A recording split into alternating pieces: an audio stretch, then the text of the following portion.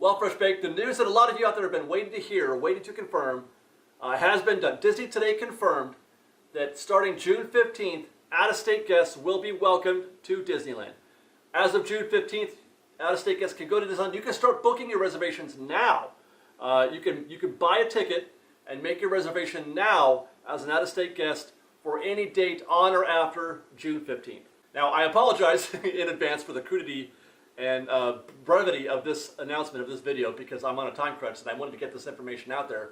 So let's talk about, real quick, a couple of the key components, a couple of the key factors that I gleaned from the announcement today. First, obviously, June 15th, that's the headline, out-of-state guests. But there's some language used in the post, in the update from Disney, that I think is worth analyzing. And me, as a words guy, I pay very close attention to this kind of thing.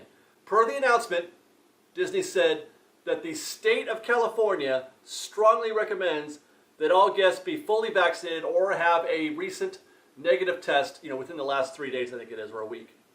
Now, pay attention to all of those words. The state of California and strongly recommends. So that means two things. One, it's not a requirement. Recommends, strongly recommends is not a requirement. It's not a must. It's just a recommendation. So to me, that says you don't have to be vaccinated. You don't have to have proof of vaccination to be admitted to Disneyland. They just strongly recommend it. They also qualified that statement by saying the state of California strongly recommends, not Disney. Disney is not recommending. Disney does not strongly recommend. Disney is not requiring anything. It's the state of California. So they shift the responsibility to both you as a guest to make your decision as to whether or not you're going to be vaccinated, and to the state of California in terms of the requirements or lack thereof, the recommendation. So Disney, in saying so, I feel like they're saying, we're not going to check your vaccination. That's the bottom line here. They're not going to check your vaccination records. Disney cares. Disney wants you all to be vaccinated. As a matter of fact, I heard news recently that they're offering free vaccinations to all their employees, all the cast members, which is good. They are concerned, and they want you to be safe, but they're putting the responsibility in your hands. And I'm pretty sure that's what everybody wants, right? By the way, let me say this again, as I've said before, for, legal purposes or whatever, so that nobody yells at me or says David said at Fresh Baked. I don't know anything. This is not a confirmation of anything. I have not been told anything by Disney. I don't know anything. This is just my own personal opinion based on the information that has been made available to us. I am reading the tea leaves, and this is what I think is going to happen. So please understand that if they wind up requiring you to provide proof of vaccination, don't tell them that Fresh Baked said you had to or that you didn't have to. Hopefully that goes without saying, but I just feel like I need to say that because this is a very volatile topic, and I need to talk about it, but I need people to understand I am just giving you my own perspective. Second, a dual component to this announcement was that they are extending the reservation window. Presently it's 60 days. 60-day rolling window. They have doubled that. It is now a 120-day rolling window. You can book as far ahead as, what is that, September? June, May, June, July, August, September. Okay, sounds like great news, and it is. There are more dates available to book. It's not as good news as you think. What this does, what they're doing, the reason why they're extending the reservation window is because there's going to be twice as much competition for those dates. There is going to be twice as many people trying to book reservations, so they need to create twice as many reservations to be made available to you. It is going to make it that much more important, that much more difficult for you to get the dates you want. You have to be cognizant, aware constantly of when your window's coming up for when it's time to buy a ticket or when it's time to book your reservation. If you're trying to go in September, you better be ready now. Go look right now. If you're trying to book a date in September, go look right now to see if your date's there. If you're waiting till October, you got to be ready. You got to be ready because with all these new people coming in to book a reservation, that means that's that many more people trying to get the date you want to. So just be wary of that. It's going to be more competitive. Now, hopefully, June 15th, they're going to start increasing capacity. As they have been already, they're going to create more reservations, and that's going to make it more easily, more possible for you to get what you want. Hopefully, at the same time, they're going to be increasing capacity in the rides and increasing capacity in the restaurants. We've already seen this is a recipe for disaster if they don't do that. Nothing else was mentioned in this post about anything else. It was mentioned only about out-of-state guests and only about the reservation system. There was nothing said about wearing masks and dropping that on June 15th. There was nothing said about increasing capacity either in the parks or in the rides, etc. So that's a situation they're going to have to be paying attention to. Now, I was not expecting them to just do a big data dump on everybody and say all the requirements are changed here and there. They're going to do this a little bit at a time. Keep this in mind always when going forward. What to expect. Stay tuned to Fresh Baked because we're going to let you know as soon as we hear a single thing change, be that reservation system, or the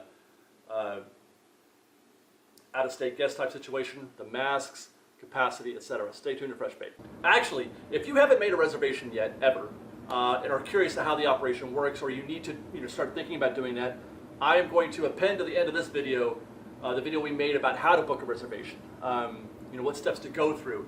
It's not as complicated as it used to be, but there are a few things that you need to be made aware of. So stay tuned after we're done with this conversation for instructions on how to buy a ticket and make a reservation. We're going to update. We're going to do an updated video, I believe, on what's open and what's closed, or where the difficulties might be with regard to making, or getting into a certain ride that you might want. We're going to update you on virtual queue, and we're also going to be doing a whole other commentary video about the reservation process, about virtual queues, about FastPass and all that. FastPass is not going anywhere, but it is evolving. So there you go, guys. I think that's all I have for you on this particular announcement. Let us know, though, if you have any questions. I know that this is kind of a simple announcement here, but there's still lots of questions to be answered. Leave us a comment in the comments below, and we'll try to answer as many as we can. Otherwise, be sure to follow us on Instagram at _FreshBaked and on Twitter at FreshBakedDisney. That's fresh with no E. And on TikTok at freshbakedisney.com. Or I'm sorry, on TikTok at FreshBakedDisney. Otherwise, I think that's it. I think we got it all. We'll see you next time, guys. Be safe out there. Be kind to one another. Fresh Baked. If you have bought tickets for Disneyland before today, you might have experienced some of the confusion a lot of people were reporting, myself included. I did the same. Many thought that buying a ticket, which included a calendar where you were asked to select the date you wanted to go, also included the reservation, but it did not. Once you completed the purchase of your ticket, you had to go back and make a reservation. It was unnecessarily confusing and problematic, but I'm happy to report that this has been pretty much completely fixed with an update to the Disneyland ticket purchasing system. And in this episode of Fresh Baked, we're going to take you step by step of how to buy a ticket and make a reservation using this new system. So let's get started. First, of course, we're going to head to the Disneyland website, click Parks and Tickets, then choose Theme Park Tickets. And this first screen will look just like it did before, where you choose what kind of ticket you want to buy. A single-day ticket with a price range starting at $104, that would be the Tier 1 ticket. The top end range is $150 for Tier 5. Or a multi-day ticket for anywhere between 2 and 5 days. We'll start with a single-day ticket. Choose how many tickets you'd like. And this here is where you might see some of the visual changes to the process. They've made it a little bit easier on the eye to figure out what is being asked for you with images and more descriptive text. Here we're going to choose either a 1 park per day ticket or a park hopper. We'll start with the park hopper.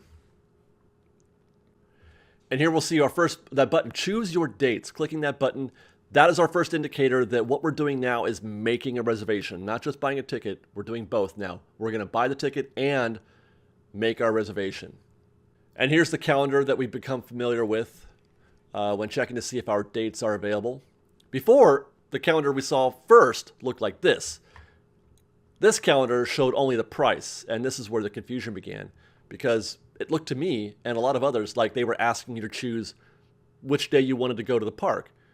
And while it's true, you were, it was only being done so that they could determine the price of the ticket, which tier you were in. This was not a reservation. But this calendar, the new calendar, is your reservation. You choose your date just once now, not twice, the way it should have been from the beginning. The site reads, select the date you plan to use your ticket. A theme park reservation will be made for the date and park selected at time of purchase. Thank you. Now with this calendar, we have two views. They've merged the two calendars together, showing you either price or parks. Price based on the tier system, and parks showing you which parks are available for that day on the calendar. And you can see that half the month is sold out completely as of this recording, with just those 2 days at the end of the month available for Disneyland. Now, for the newcomers to this system, let's explain a few things. That slash that you're seeing through the date, that means that date is completely sold out. So you can't buy a ticket for that day. The blue icon, which is Mickey's Fun Wheel, represents DCA. And the pink icon is the castle, which represents Disneyland. If there is only one icon showing, then only that park is available. But if both icons appear on a date, then reservations are available for both parks. Also note that we're looking at park hoppers right now. So in this case, the icon represents which park you must start at. For example, on June 20th, you can get a park hopper that starts in DCA. Then at 1 p.m., you can hop over to Disneyland at 1 p.m. The reverse is true on June 29th. You can buy a park hopper that begins at Disneyland, and then you can hop over to DCA at 1 p.m. And I will say here, we get asked this all the time. One of our most frequently asked questions. You can park hop as much as you want, starting at 1 p.m. You can go back and forth. You can start at Disneyland, go to DCA, then come back to Disneyland, and then go back to DCA if you want, time permitting. There is no, once you leave, you can't come back. Same applies actually to a single park ticket. If you have a ticket just for Disneyland, but you want to go have lunch at La Brea Bakery, you can do that. You can leave the park, go to La Brea Bakery, then come back in. It's just like it used to be. Just have your ticket and they'll scan you in. And then moving to July, we can see that there are quite a few park hoppers where you can start at either park. So let's grab July 16th. And doing so confirms our price of $209 and asks us to choose our starting park.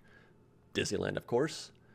You are asked if you would like to buy a parking voucher. This is new to the ordering system. In fact, it's new in general. They've added the ability to purchase your parking voucher a la carte on the front page, which was not there before.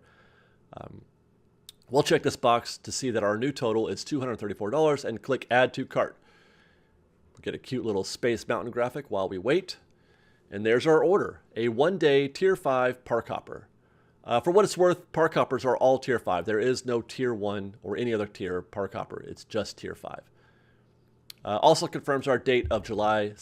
However, we're not ready to check out yet. I don't want to buy a single day ticket. I want to buy a multi-day ticket instead. So I'm going to X out these items and empty our shopping cart.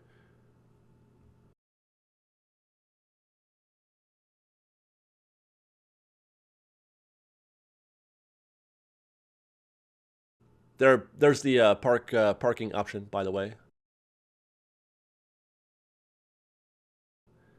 Okay, let's get a 2-day ticket. We'll get a park hopper again.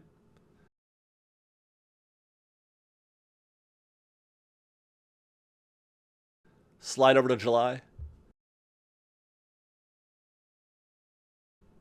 And we'll see a new message for us, one that asks us to choose all the days we plan to visit. Except this time, when we choose July 16th, like we did before, we get an error message. It turns out, because we have a 2-day ticket, we can't choose the 16th. With multi-day passes, all days must be within 14 days of your first date. For example, if I bought a ticket on the 1st, I have to use my second day of the 2-day ticket by the 15th. Now, I could choose any day in between, but once you pick a date, you've got 14 days to select the remaining dates. In this case, the second date of your multi-day ticket. What I can't do is choose a day that is not yet available on the rolling 60-day calendar. As of this recording, Friday the 16th was 60 days from today, the last day in the 60-day window. If, for example, I wanted to book Saturday the 17th, I would need to come back tomorrow and try to book that date. Each day in the 60-day calendar, each day adds another day to the end of the calendar. So as I said, both of my days need to be available for booking. So for example, I could choose the 15th, or any day prior to that actually, because then the next day would also be available. There would be 2 days available, the day I'm choosing and then a day in the future. But if I want the 17th as my second day, I have to wait until tomorrow to make my reservations for both dates. Note also another visual identifier in terms of whether or not you've chosen your days correctly. The reserve dates button at the bottom of the screen. It does not activate until you've chosen both of your days. This means I can't book the 15th today and then come back tomorrow and book the 17th. To put another way, you can't book a date, the 15th, and then leave the reservation system. You can't book a day and then come back later and book your second day. All dates have to be reserved in the same single reservation process. One way this might apply to you, if you're maybe looking to save a little money by purchasing a 2-day ticket and you want to go maybe on consecutive weekends. Let's say you were looking to buy a 2-day pass and you wanted to go on Friday, July 16th, and then the next weekend, Friday, July 23rd. You could not do that. You would have to come back the following Wednesday to book both days, both the 16th and the 23rd. And this is kind of a drag, I know, for those of you who might have been hoping to buy that 2-day pass, but not necessarily use them on consecutive days, to save money. You still could, actually. You still can do that. That's still a valid option. You could buy your 2-day ticket, but you have to wait. You have to come back. You have to wait until both days are available to do that. This is 60 days in advance. It's not for next weekend, right? So there's still plenty of time for you to make those consecutive weekends. For example, if I wanted to, I could buy a ticket right now for Saturday the 3rd and Saturday the 10th. I could buy a 2-day ticket and choose those 2 days in July. The only risk is, if you're trying to beat the system, you're trying to get there right as the bell rings for that 60 days, it's harder to do. But if you want to, take the risk of waiting the extra week to make your reservation, it's probably still possible. I guess I'll say that. In most cases, I think 60 days is enough time for you to get a head start, or I should say 60 days less a week. I mean, as you can see by this calendar alone, weekends are still available. You just can't do it right on the bell at 60 days. Boy, I hope I'm making sense. So that's the 2-day. Let's see how this works out for a 5-day ticket. 16th is still no good. So too are the 15th through the 13th. The first selectable day is July 12th because it has at least 4 days available to reserve ahead of it. So now we can actually reserve all 5 of those days, including the 16th, if we choose.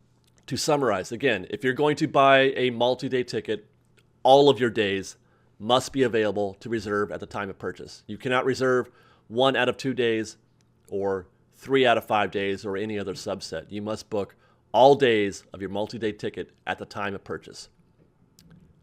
It sounds restrictive, I know, but in most cases, I think you're going to be okay even if you're trying to split your days up. You just have to wait until both days are available. But let's say that we are good with this selection of days. We'll click that Reserve Dates button, choose which park you want to start for each day, buy your parking vouchers if needed. It defaults to the number of days of your ticket, but you can toggle that down to as few as you like, 1 or 2 or none at all. Click Add to Cart. Look it over once more to make sure your dates are right. Click Checkout. Confirm again your dates and enter the name of the person who will be using the ticket. Click Next. And the rest is paying. I'm not going to pay right now because I don't need a 5-day park hopper, but I think the rest is pretty self-evident from here. You confirm your payment info, and then clicking Next finalizes your order and finalizes your reservation. There are no further steps required at this point. Once you make your payment and click that Next button to finish that off, to finish confirming your payment, that's your reservation. You don't need to do anything else. And when the process is done, that reservation should show up in your ticket and reservation details screen.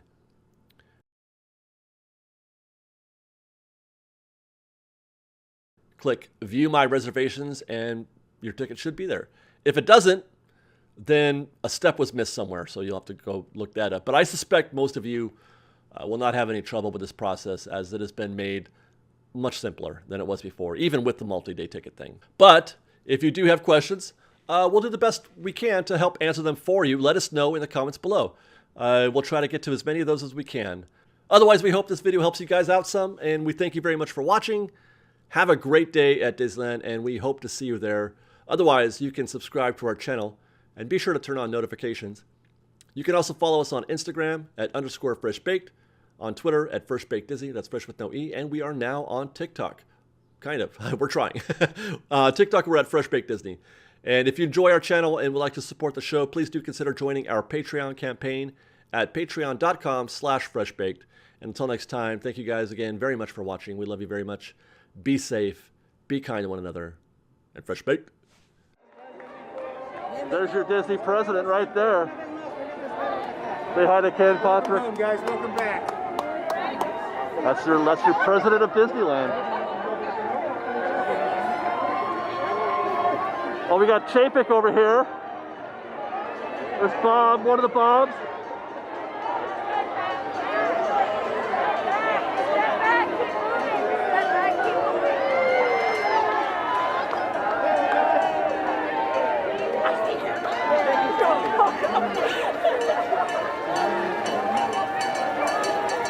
And they're trying to drive a fire truck down this.